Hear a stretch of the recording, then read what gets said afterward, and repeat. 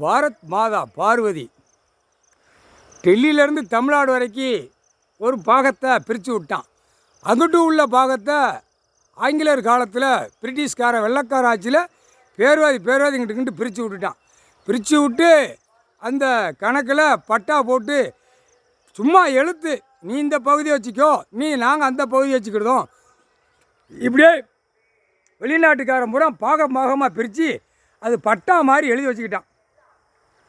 தாய் இந்தியா நாடு முழுவதும் எழுதி கொடுத்தோடனே பழையபடி வெள்ளைக்கார ஆட்சியில் பிரிட்டிஷ்கார வெள்ளைக்கார இப்போ பழையபடி டெல்லி டு தமிழ்நாடு வரைக்கும் பிடிக்கணும் அப்படிங்கிற போராட்டத்தில் பயங்கரமாக வந்தது. போராட்டத்தில் பயங்கரமாக வரையில் கொடியை இவங்க தூக்கிட்டான். கொடி இந்த மாதிரி கொடி வச்சு நம்ம போய் ஊனி நம்ம டெல்லி மும்பையிலேருந்து தமிழ்நாடு இலங்கை சுலோன் வரைக்கும் கொடியை தூக்கி நம்ம ஊனிடுவோம். யார் முட்டும் போதுன்னு இதில் ஏகப்பட்ட அந்த நேரம் சேதம். எல்லாமே பூமிக்காக சேட்டப்பா. இந்த பூமி பிரித்து ஆளணுங்கிற சேட்டை. இப்போ தமிழ்நாட்டில் எப்படி பூமி சென்னை டு கன்னியாகுமரி வரைக்கும் ஆளணும் அல்லணும் எழுதணும்னு ஆடுதானா ஒரு கொங்க மடையன். எப்படி ஒரு கொங்க மடையன். இப்போ கூடிய சீக்கிரம் சென்னை மெட்ராஸில் கண் பார்வை போகல முதலமைச்சர் அந்த அடிச்சிட்டான். அவன் கண் பார்வை இழந்து போயிடுவான். குடும்பமே கண் பார்வை அந்த காய்ச்சல் வரையில் இழக்க விட்டுருவார்.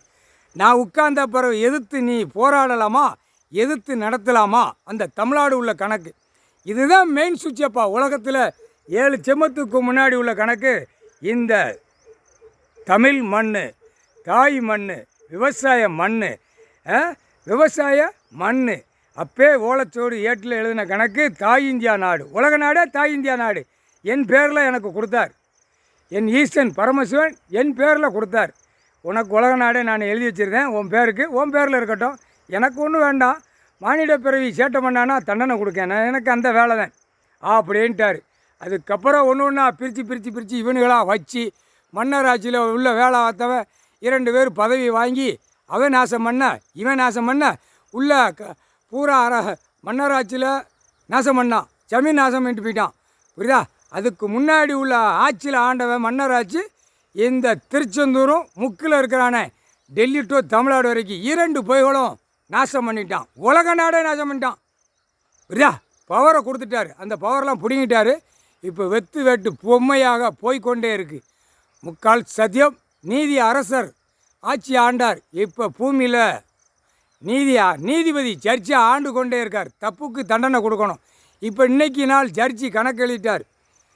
இந்த பவரால் கண் செயல் இழந்து போவான். இந்த கண் காட்சி வச்சு வீடு மாளிகை கெட்டி ஏண்டா மானிட பேய்களா, பூமியில் இவ்வளோ பெரிய பில்டிங் போட்டால் அந்த பூமி தாங்கணும்ல.